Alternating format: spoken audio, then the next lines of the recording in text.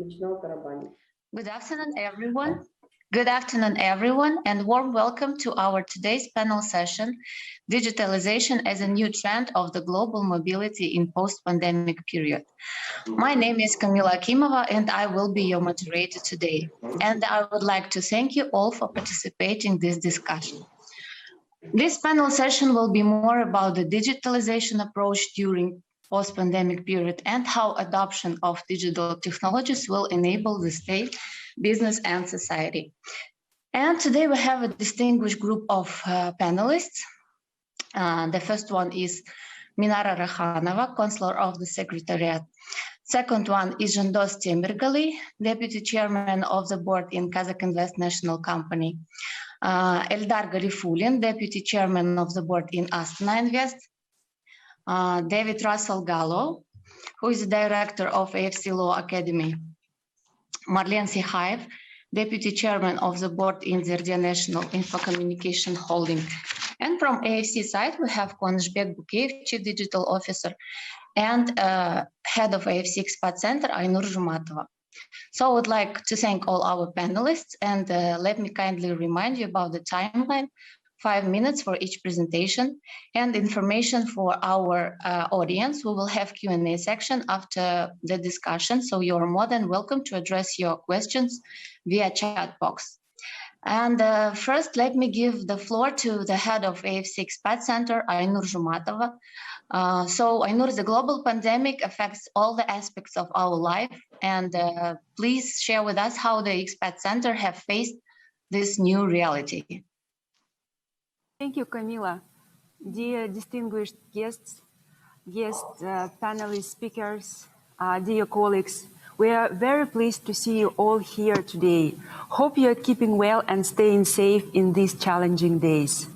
And on behalf of the AFC Expat Center, I would like to express our special appreciation to our external panelists and colleagues from AFC family for having kindly agreed to be here today in our session.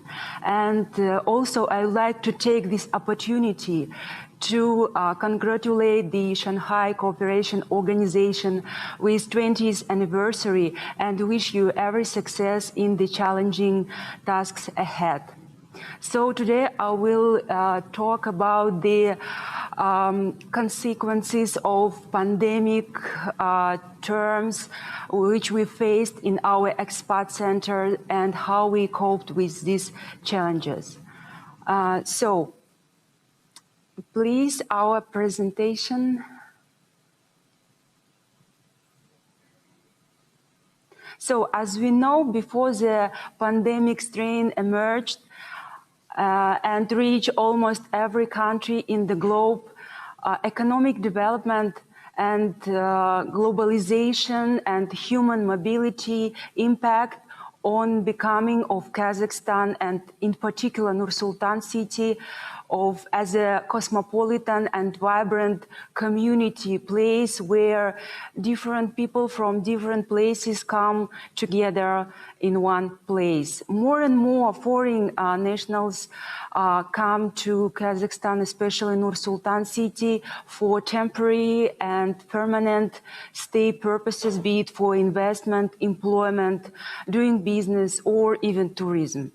Thus, ever-growing number of foreign nationals to our country led to timely and, in a way, decision to launch unique and multifunctional center within the AFC ecosystem, AFC Expat Center. We applied and are following best world practices and experience to create favorable environment for foreign investment and business in Kazakhstan.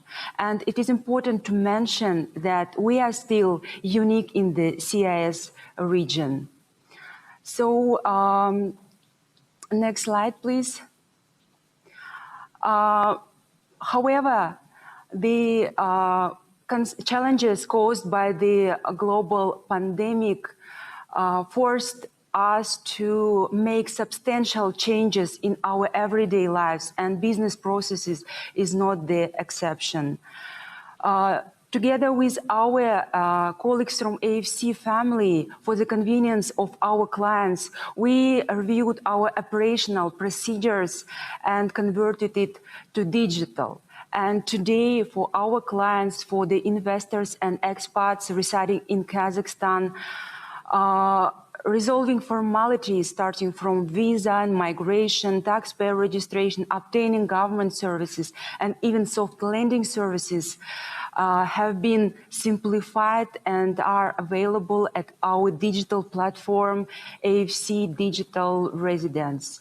Moreover, our personal managers provide full-fledged support and assistance in all ways through the process. Next slide, please. As data shows, we provide and rendered more than 13,000 services as of July this year. In particular, I would like to mention that quarantine term period, our services were in high demand. As you see, we tried to provide full assistance and support for our clients by providing online consultations on entry and stay terms, on the travel restrictions and other issues. So all these measures was only for the convenience of our clients, not only AFC participants, but investors who are coming and doing business in Kazakhstan. Next slide, please. Bringing all the required services in one place was our first initial target, which we reached successfully. We brought more than 500 services in one place, and we provided these services in English. Then, at this moment, all our services are available for our clients at one visit. And the next step is one-click approach with a digitalization approach. And most of our services at this time available for our clients via digital platform, as I mentioned before, e-residence, and even in the mobile application, Afina. So we tried to do our best for our clients to cope with the consequences which caused by a pandemic period. And we are client-oriented multifunctional center. Thank you for your attention, for joining our session. So Camila, please continue.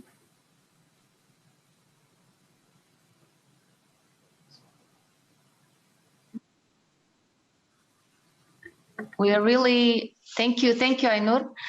Thank you for a smooth introduction. And this is a fact. We really are trying to analyze the best practices over the world and apply it. And today we're joined by Minara Rakhanova, who is the counselor of Shanghai Cooperation Organization.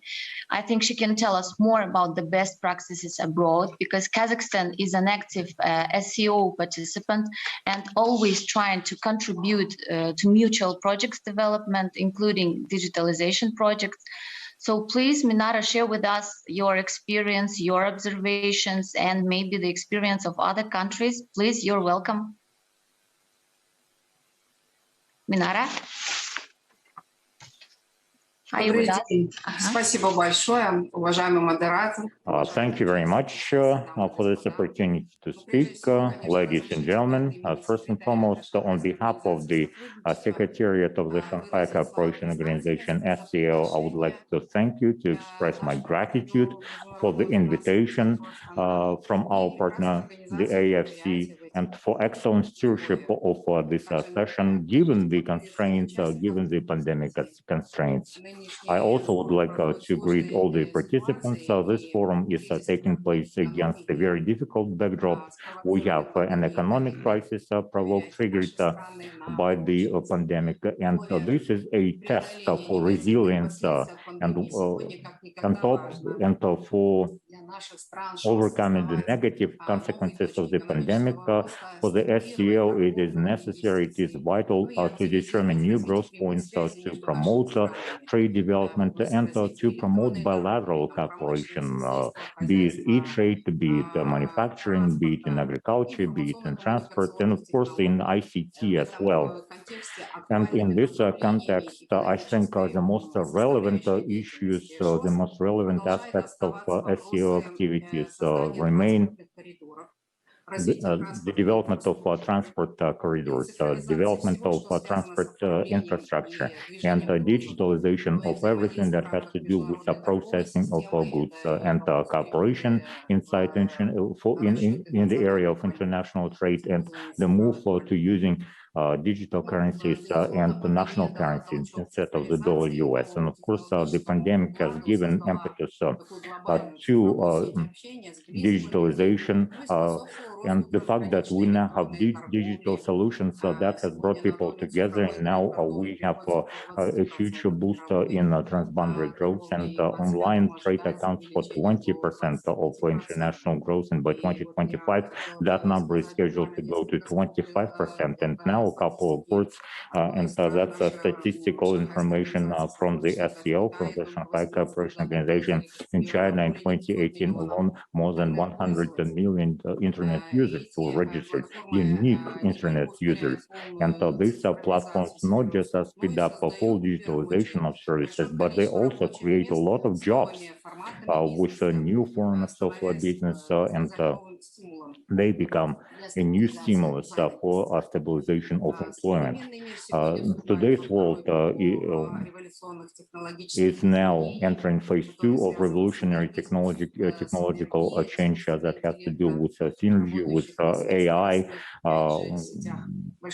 5G, with big data, with Internet of Things, robot technology, bio and nanotechnology, and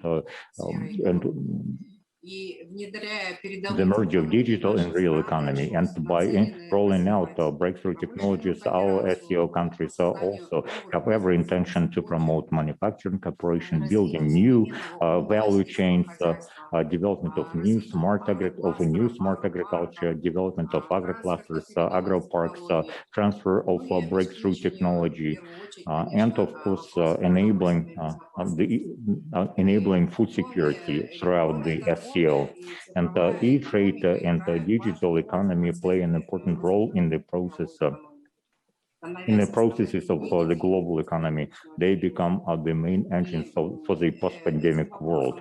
And we at the SCO pay a lot of attention to this issue. So in the Moscow Declaration that was adopted back in 2020, the head of state of the SCO pointed out the significance of innovation and technology and digitalization. And that's why within the framework of the SCO, we have a concept of cooperation in digitalization and ICT. And today, the SCO member states have every intention to go from strength to strength in digital cooperation, and we will support digitalization at a level playing field. And this approach is also reflected in a recently adopted address of the Prime Ministers of the SCO member states in digital cooperation. At this stage, the SCO Secretariat is developing a number of programs, joint ventures with large IT providers, international and Chinese especially. And these programs have been developed with a view to training, education, opening up the potential of young experts, and also education and formation of public servants. Of course, these initiatives will open up the commercial potential of these technologies, which large companies have used for a number of years, the development of a digital infrastructure, new value chains and supply chains, and also stimulate of new demand and the promotion of mutual trade, bilateral and multilateral trade within the SCO. And I would like to say that on top of the spread of digital technologies, we also have a digital gap, a digital divide. And developing countries, emerging economies are lagging more and more behind in digitalization. And that's why for future globalization, we need to address this issue of a digital divide, and we need to create partnerships and much smarter management. And in this context, multilateral cooperation within the SCO is much more suitable for addressing such challenges. And we believe that close cooperation between the SCO with our partners, including the AIFC, and we have signed an MOU with AIFC on cooperation in many areas, including digitalization. Will promote the idea of digitalization and ICT. So, ladies and gentlemen, the SCO, thank you very much once again for your warm words. In June, we celebrated 20th anniversary of our inception of activities, and the cooperation among the SCO member states, which can be characterized as constructive partnership based on mutual respect and trust and confidence, enables us to take full advantage of all the strengths that the SCO presents. Right now, the member states have a lot of potential in trade, in economic cooperation, and mutual investments. We have optimal mechanisms for cooperation across the board in different areas of activities. And in September of 2021, in Dushanbe, in Tajikistan,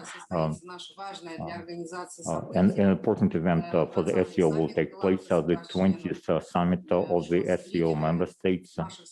The presidents of our countries will identify new areas of cooperation in such areas as security, international politics, economy, and will adopt a number of documents which will go a long way towards promoting mutually beneficial economic and digital cooperation long-term. And in conclusion, I would like to wish us all productive discussions, and I hope that we will hear a lot of new expert opinions that will become, and that will create a solid foundation for new links into new cooperation in the post-pandemic world. Thank you very much, Aminara. We appreciate the contribution to strengthening close economic integration between SCO countries. And let me take this opportunity to congratulate you once again, the Shanghai Cooperation Organization, on its 20th anniversary this year. And now let's switch to our next panelist, Zhandos Temirgali, Deputy Chairman of the Board in Kazakh Invest National Company. So Zhandos, could you please tell us about the effects of pandemic and post-pandemic period on investment field? Because it's not a secret that Kazakhstan's development as a whole is aimed to improve the investment and business climate. So does the digitalization become the main driver for this development now? And how do you think participation in such organizations like Shanghai Cooperation Organization and general good relations with other countries affect the investment climate in Kazakhstan? Please, Zhandos, you're welcome. Well, thank you very much, Camila. Dear speakers, dear participants, today I would like to talk briefly about digitalization for investors and opportunities in ICT sector Kazakhstan has to offer. Well, despite the regionalization trends over the last year, globalization is an ongoing process that is constantly driven by the new digital technologies. Of course, it seriously affects the investment markets. Competition for investments is getting more complicated and challenging. Nevertheless, especially in this uncertain period, Kazakhstan should remain the attractive place to make investments. So why Kazakhstan is a desired destination for IT companies, and why it should be there and should remain the one? A very important aspect is the traditional presence in Kazakhstan, as you were mentioning before, of political stability and friendly relations with all countries. Currently, the country set the goal of reducing state participation in the economy and its further diversification through attracting investment and developing production locally. Be sure also that in Kazakhstan you will find skilled and educated workforce, a very important aspect for international investment. The country occupies a rather high 31st place in the Human Capital Development Index. Kazakhstan has a highest literacy rate in the region, and most citizens are bilingual or multilingual. Almost all schools teach English as the main foreign language. The importance of digitalization of economies is undeniable. Besides primary benefits such as better data collection, resource management, better customer experience, and better access to public services, digitalization also brings secondary positive impacts on economies, such as accelerated development of human capital, reduced unemployment rates, and better productivity in most of the other sectors of the economy. So Kazakhstan faces challenge of digitalization of its industries, introducing new technologies such as predictive monitoring, and generally it is not it's not a secret that most of the energy comes from the old coal-fired based plants. So all these challenges of the modern era, Kazakhstan is going to overcome and grow. But for digitalization, very important first step is business processes, is establishment of clear business processes. It is another challenge we should overcome. And then comes automation, and even then digitalization. Well, despite the challenging pandemic has brought, it also gave us opportunities and motivation to rethink social economic aspects of our everyday lives. Kazakh Invest, just like many other companies, were able to act quickly and transition from regular work in office to the work from home happened there. And even now, our services are online. For instance, the conclusion of the investment contract is done online. Availability of such services and simplifications of procedures will become another competitive advantage Kazakhstan offers for investors. Another proof of Kazakhstan has all the prerequisites for further development of digital economy was the revolution of non-cash payments in Kazakhstan last year. The volume of non-cash transactions in the country increased 2.6 times, amounted to 34.6 trillion tenge. The share of non-cash transaction increased from 45 to 67%, which is a skyrocket increase within just a year.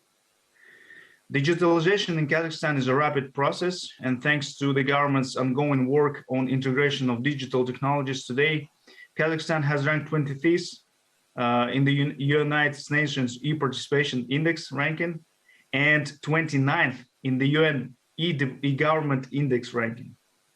Equally important is cybersecurity in the area. In this, Kazakhstan has gained 9th position, according to International Telecommunications Union. E-government has been found to play a vital role in improving the efficiency and effectiveness of international functions and processes of government by linking different government departments and agencies into one site. This improves the flow of information among different government departments and agencies, reducing processing time and bureaucratic inefficient approval procedures. It also makes government more inclusive, accountable, and transparent, which helps reduce the tape and the opportunity for corruption. All told is e-government can lower the costs of doing business and raise the potential return on investments, factors attractive to FDI.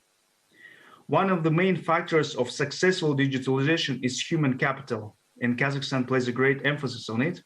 There are Nazarbayev University, Astana IT University, and many other schools that is involved in this process. Nonetheless, the government continues on investment money in the education sector.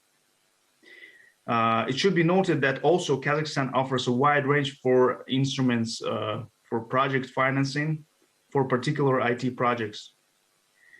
So, by the way, in Kazakhstan it's only a day to start a business and 3 days to register a property, again, showing how digitalization saves our time.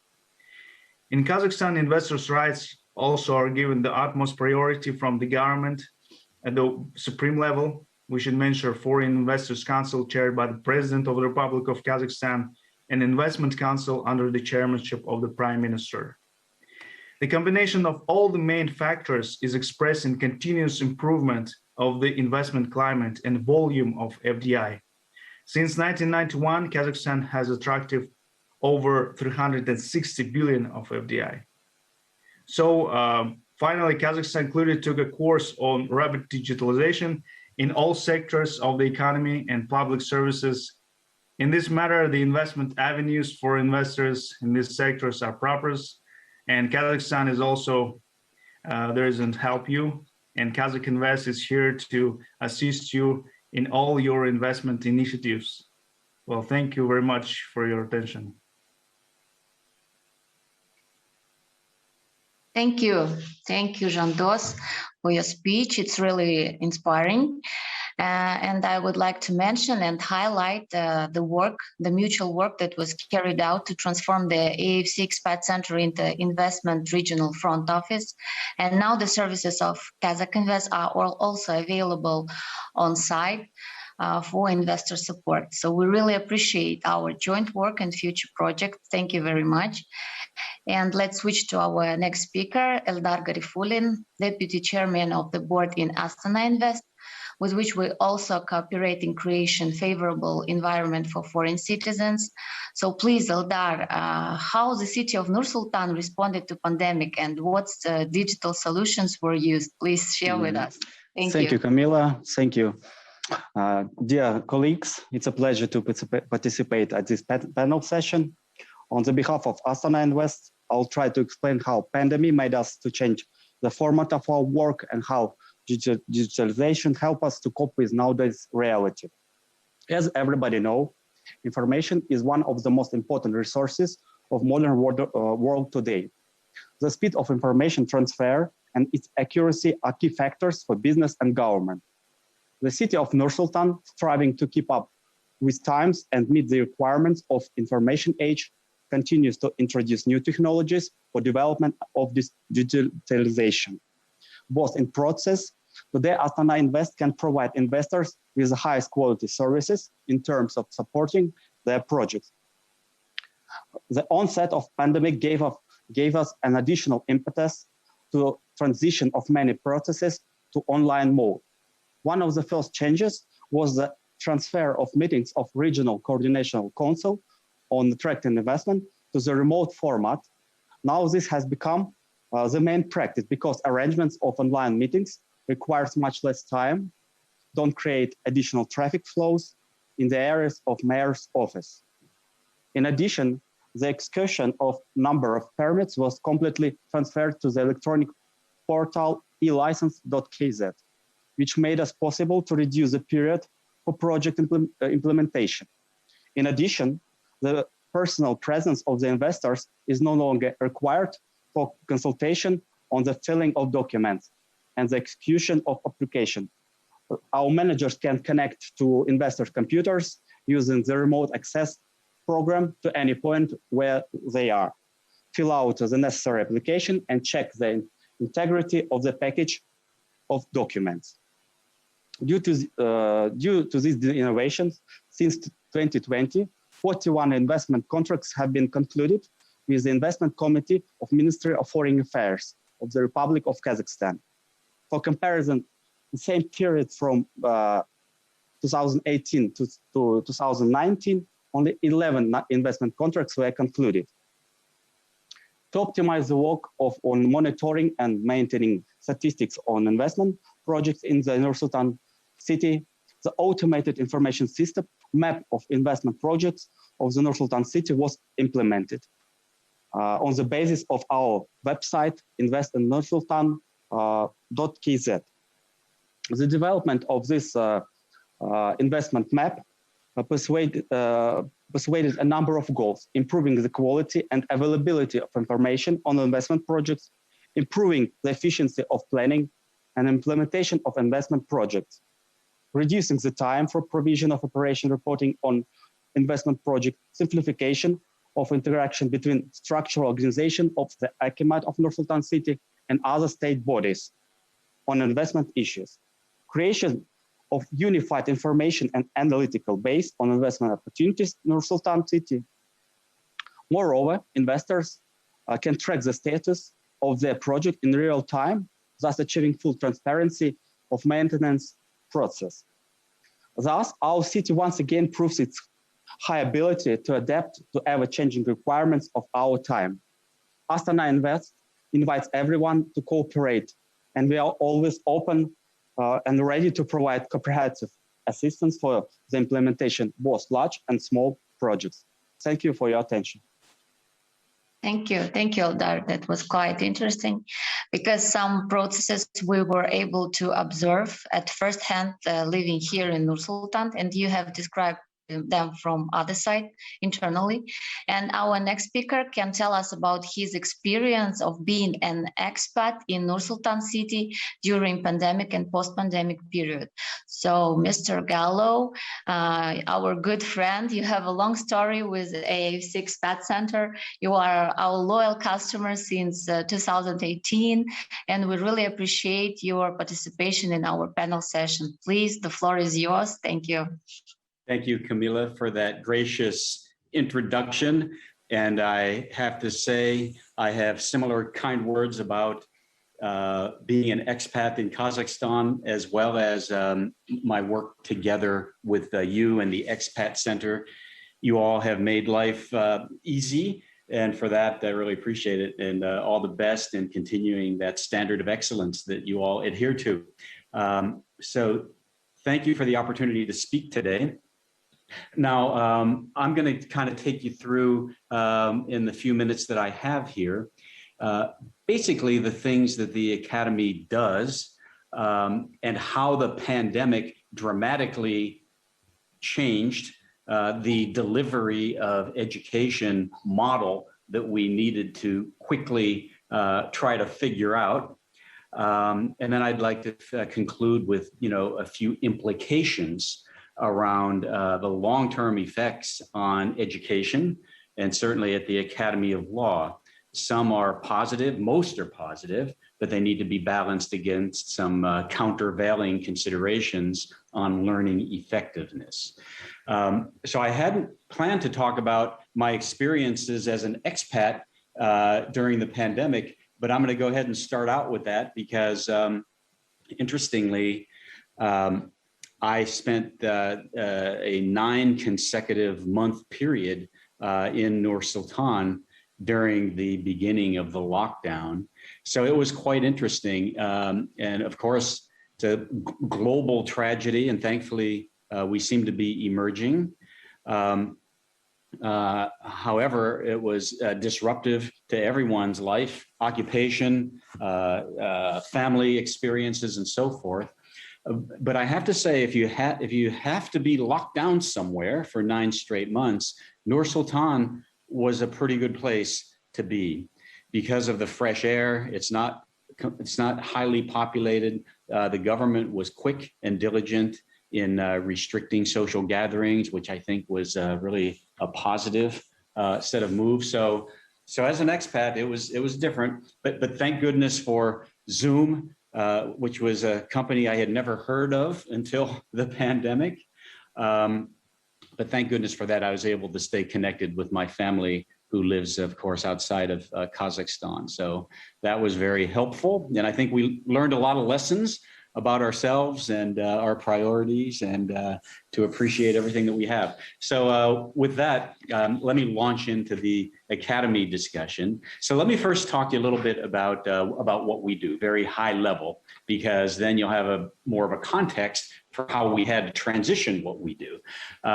So we're a legal education and a services platform.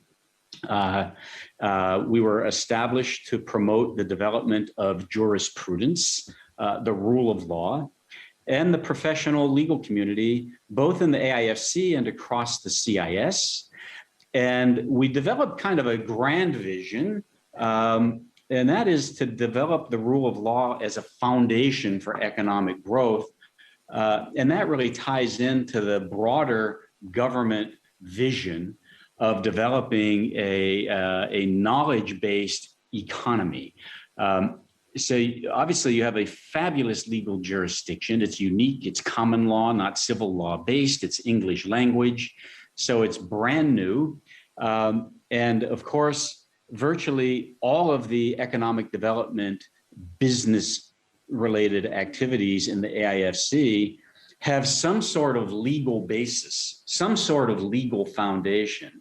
Every relationship, whether it be sort of upstream in your supply chain or downstream with your customers or other stakeholders horizontally, somehow there's a legal relationship, and therefore knowledge of the laws is a very important component of the efficient and effective operation of most of the activities in the AIFC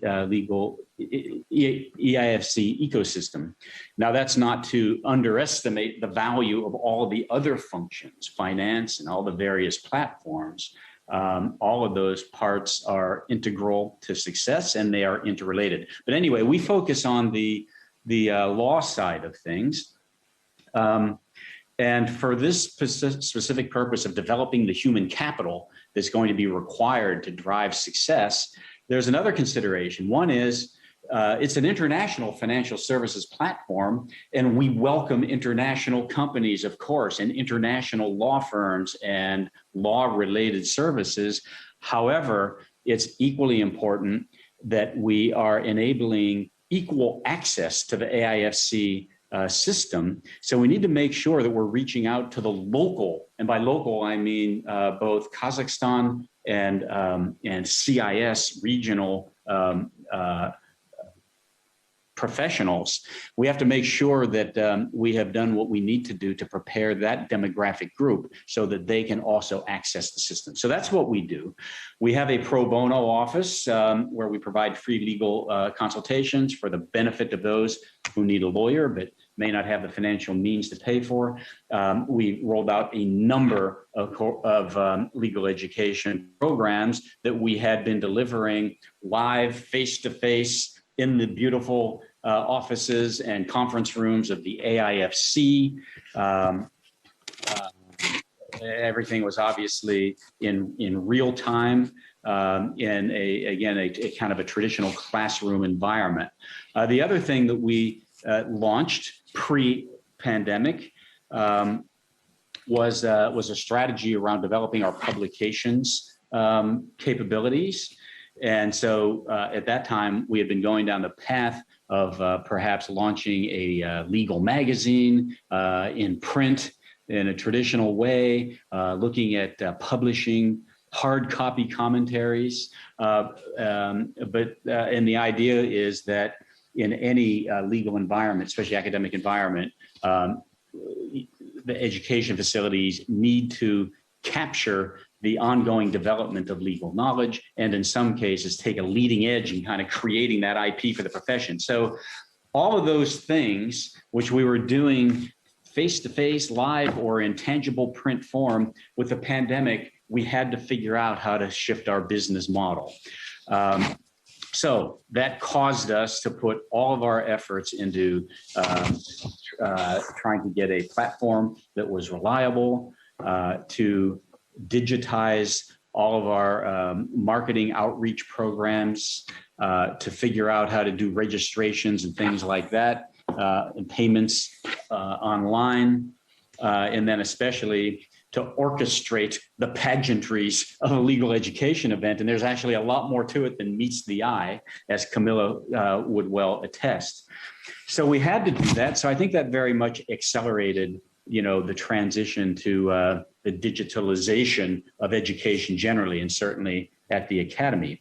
Thankfully, we learned a lot. We made some mistakes. We worked out the bugs, and then we really focused on quality improvement and leveraging international best practices, exchanging ideas on education models and challenges and opportunities that other education providers are having. So we really took advantage of that time to survive and to make that meaningful transition.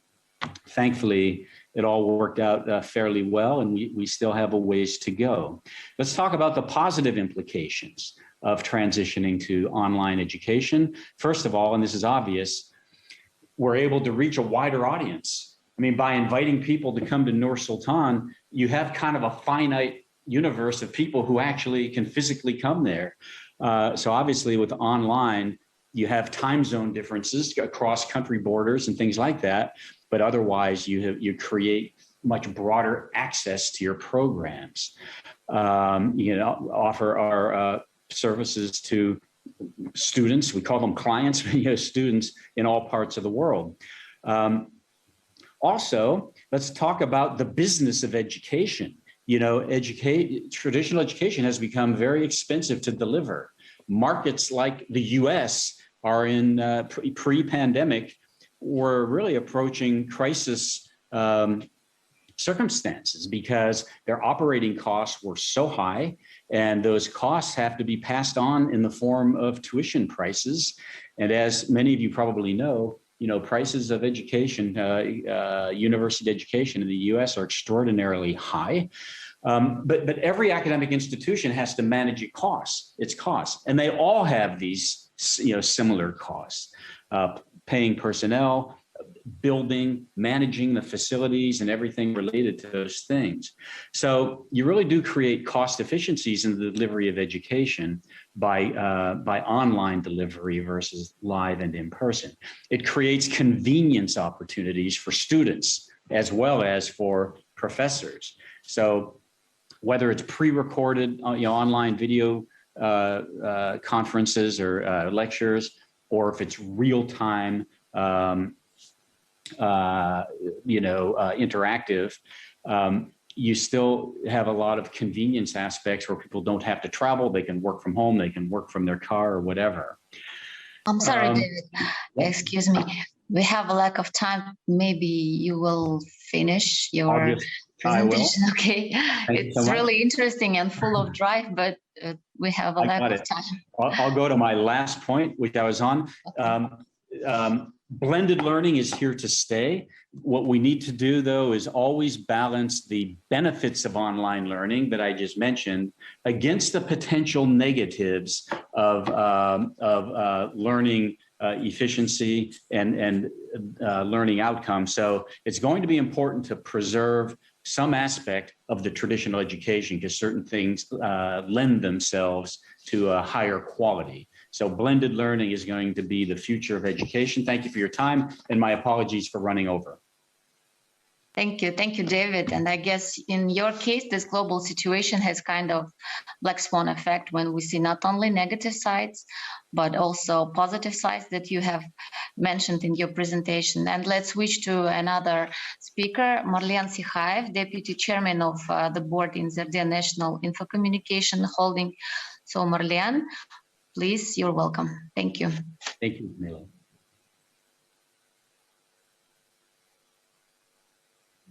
Добрый день, уважаемые коллеги.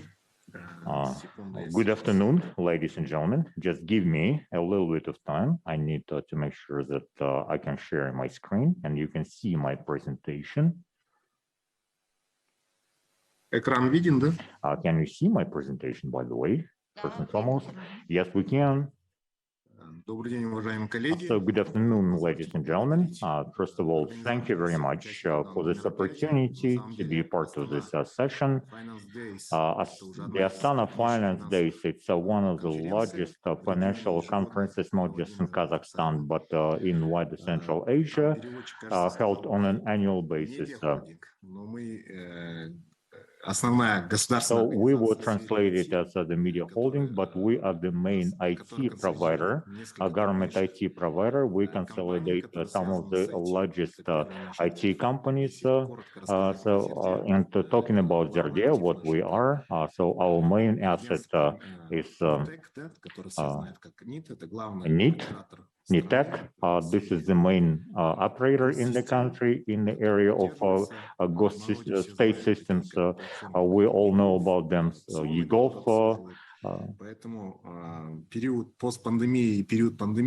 And during the pandemic and in the post-pandemic, we also impacted by shock when demand for IT grew exponentially, and the throughput, the capacity that we had at the beginning of the pandemic, we had to change it, and we're changing the infrastructure. Our infrastructure, because contemporary challenges and challenges that we have physically we're used to see each other. We are used to be in person, to meet in person, to talk, to network, to drink coffee. Now all of that has been preempted, superseded by Zoom.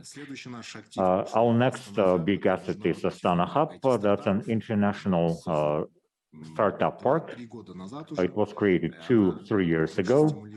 So it, for the most part, it motivates and stimulates IT initiatives. And the most important objective of this technopark is that to have unicorns, to foster unicorns. But we also are present in the educational market. Astana IT University, that's also our asset. We are part owners of this university. So, and they train IT specialists. There is also another asset, Kaz Innovations. That's an innovation provider.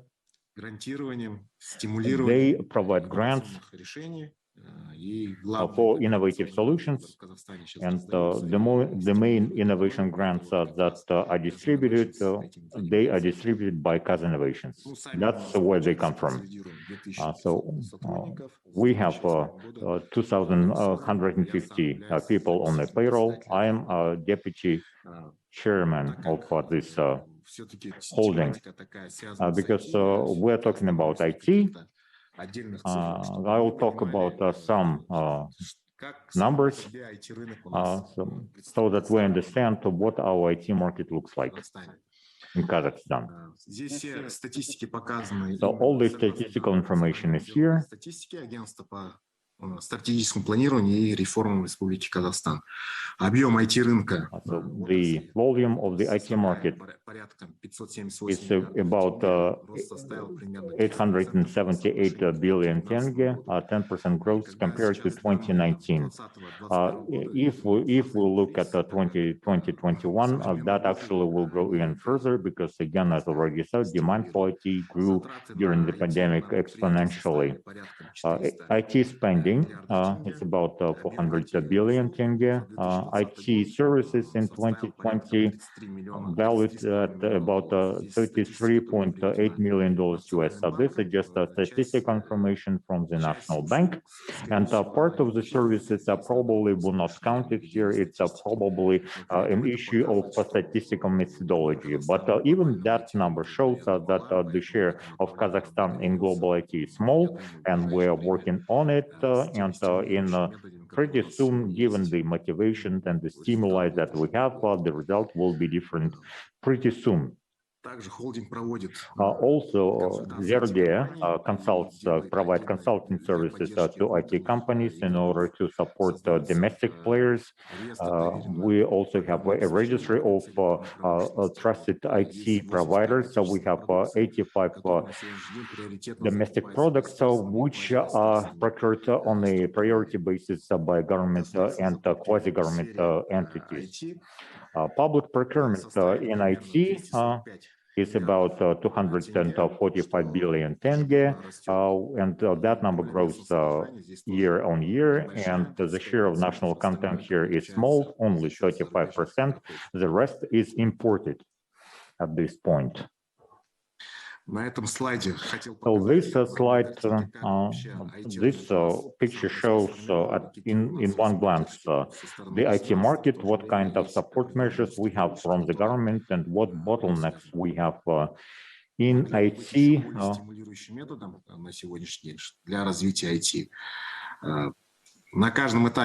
At every stage, we have taxation regimes. Astana Hub was set up for IT companies. It's probably the most favorable tax regime that we have. And also international companies who come through the AIFC. And actually, Camila, we met last year. That's how I met you when we tried to help each other out when the pandemic struck, how people without moving to Kazakhstan, how you can register your IT outfit here in Kazakhstan. So we were successful in that, and now we're seeing good results. And we continue honing these procedures and these efforts. We're definitely destined for success. will be even more successful than we are. And at the same time, IT market has also bottlenecks and limitations, such as access to venture capital. Even though there are stimuli, there are incentivizations, they are insufficient. And also, when we set up the Astana Hub, this technopark we understood that it had to meet certain standards and pursue international collaboration. But in near future, you will see a press release that we signed an MOU with Plug and Play. That is the largest IT accelerator in the world. And at the Astana Hub, there will be an office of Plug and Play, which in the future will provide further incentivization for IT development. As for venture capital and access to venture capital, I probably will dwell a little bit here because we have a strategy, plus there are certain government initiatives. We understand we need to foster venture capital for startups. And under this banner, a foundation is being set up with the participation of the World Bank that is being financed by the World Bank, and it will have $20 million US of market capitalization for domestic IT in Kazakhstan. That's significant, and I would like to take advantage of this opportunity to say that in the near future we will open up competition for the operating company Marlen. Marlen, please speed up. You only have 5 minutes. You only have 5 minutes because we are behind our time limit. So thank you for that, for the heads up. So very soon we will hold a competition to award the operating company contract for this fund, and this foundation will become operational pretty soon. And the only condition is that this venture capital fund will be operating using the AIFC. So thank you very much for your attention. If you have any questions, please come to me. You should have my contact information from the registration page. Thank you very much. And our next panelist is Kuanishbek Bukeyev, who is the AFC Chief Digital Officer. Please briefly present about managing digital transformation projects in AIFC. Thank you. Добрый день, уважаемые коллеги. Очень рад вас приветствовать. Good afternoon, ladies and gentlemen. It's a pleasure for me to welcome you at this session. So if we begin with the impact that the pandemic has had on how we do business, Zoom is probably the best example. It's the best example of what we do and how we've changed how we interact. And of course, it would have been great to see all of you in person, but we have to make do with what we have. The pandemic, of course, is a fact of life. It's a new normal. It's a reality. And we have to understand in this new reality that digitalization is the name of the game. And people who provide the digitalization, they have new objectives. It's not just convenience. It's not just some optional things. We're saying that digitalization means that it's mission critical right now. Without digital, you can't function, you can't survive. And for the AFC, there are also critical objectives to make sure that we are an international organization, and international means digital context, it means a global context, And if we're saying that the pandemic, how it has impacted us, we also need to make sure that we should provide access in lockdown across the world to our services. So these are all interesting and critical missions that we're working on right now very actively. And let's begin with our presentation. I wanted to show you the AFC. It's a structure that covers under its umbrella many different and divergent directions. And it's important to bring to our clients important and synchronous and correct context of what organization performs which function, what is its niche, and how they interact with each other and with outside clients. And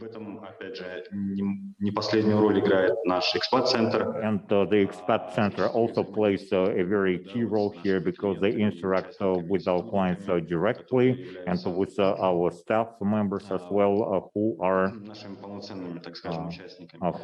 our full participants and members. So what are the starting points? We have three golden tenets. So these are pretty much apply across the board to all digital spectrum. These are the golden tenets.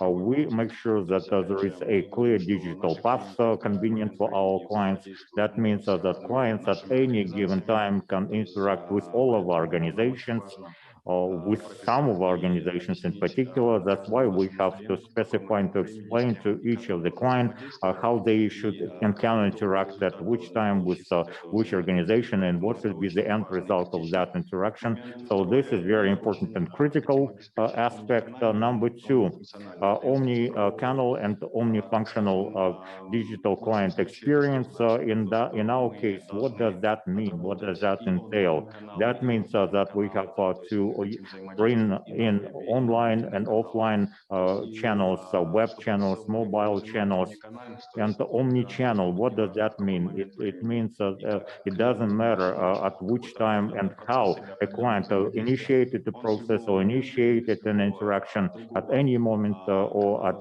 from any other interaction channel, they should have an opportunity to get the same information or also to resume the same interaction irrespective of at which time that happens. And what's also important, especially for the internal context, the clients have to understand and everything, and we have to have a good support function, and also it has to be synchronized with the back office. Back office synchronization, that's our internal context that clients don't see directly, but at the same time, if we say that there are complex composite processes with involvement of different organizations, so we have to pass on a client from one organization to another organization seamlessly to make sure that the experience, client experience is seamless, so that the client doesn't have to provide the same documents several times over. So overall, what we see, so we actually divide client interaction cycles into three. So number one, starting business. That includes pre-sale, that includes onboarding. So here we have involvement of informative channels, of our external channels, of our networks, including the Expat Center, online channel, offline channel. Number two, we're talking about that every of our participants should be able to work with operating business as well, so that we need to have enabling conditions so that the company can register using our services and get all the necessary licenses for operations, and so that this company can submit file reporting, financial statements, etc., etc. That experience also should be seamless, should be routine. And making business, that means the fact that we have a good client base. On the back of that client base gives us an opportunity to open up new interacting points for B2B and also with our participation, but also for our clients directly with one another without our involvement. B2B, B2G, etc., etc. So we're talking about an ecosystem here. That means that any client base, depending, and of course, it's multifaceted and it's very diverse, it's heterogeneous. We also have ancillary service providers, i.e. companies that provide support services and consulting services, and they are under the umbrella of the AIFC. And here we give opportunities using our platform for them to interact directly B2B. And here, everywhere, we as the AFC, we would like for all the organizations that are based here and all the staff members of such organizations and everybody who is involved in interacting with the AIFC and any of our agencies, that they be involved at the level of the so-called lifestyle, and they also understand that there is some kind of loyalty, that we also additionally provide business value-added services to them, and we provide them in the form of loyalty programs, let's say, in the form of personal manager services. So in this context, we are developing certain contact between the staff and participants of AIFC and between all the bodies of AIFC. Thank you very much, Koneshbek. Let me briefly speak about the fact that by this we are closing the cycle because we have the e-resident. This is our external portal. We would also like to implement the mobile app, which is Afina, which is all the services within one mobile app. And also we have certain projects implemented by B2B capacity. However, the time frame is pretty short, and if you have any additional questions, you can write to me personally to provide them, that we could provide them more detailed information about what we are doing. Thank you. Yes, unfortunately, all the additional questions can only be raised by email. Thank you, audience. Thank you, panelists. And because of lack of time, we have no Q&A section, but we will answer you by email. Thank you, bye, and see you soon. Stay tuned.